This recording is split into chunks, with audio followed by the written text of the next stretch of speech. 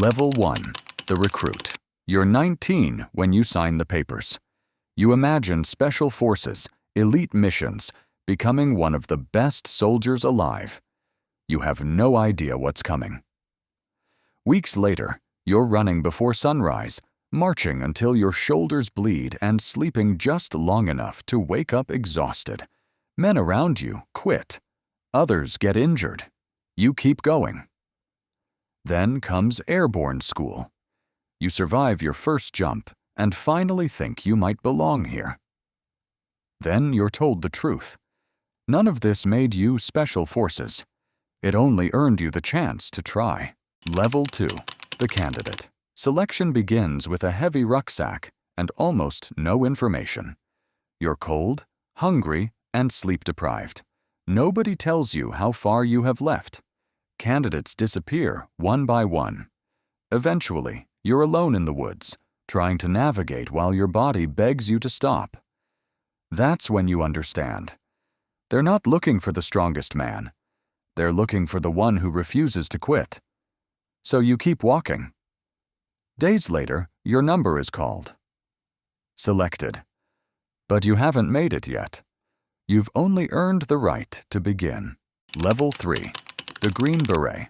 The next 18 months are weapons, explosives, medicine, tactics, and languages. You learn what to do when everything goes wrong. Then you pass your final test. The Green Beret is placed on your head. For a moment, you've made it. Months later, you're deployed. Rounds slam into the wall beside you. Someone screams for ammunition. Your training takes over. Then everything goes quiet. No instructor appears. No exercise ends. This was real. The Green Beret didn't make you invincible. It prepared you for places where people actually die. Level 4. The Team Sergeant.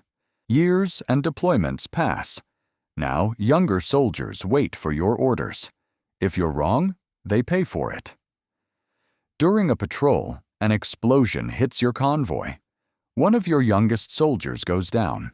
You reach him and keep talking while the medic works. He asks if he's going home. You tell him yes. He doesn't. Weeks later, you stand in front of his family as they receive a folded flag. Then you return to your team. Tomorrow they'll look at you and ask, "What's next?" Level 5. The Tier 1 Operator. Then you're offered another selection. This one isn't talked about publicly. You pass. Now it's night raids, hostage rescues, and missions that never reach the news.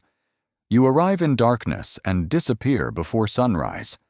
It's everything 19-year-old you wanted. But you can't tell anyone about it. Your friends don't know where you've been. Your family stops asking when you'll be home. After months away, you return and sit at your own dinner table. For the first time, you feel like a guest.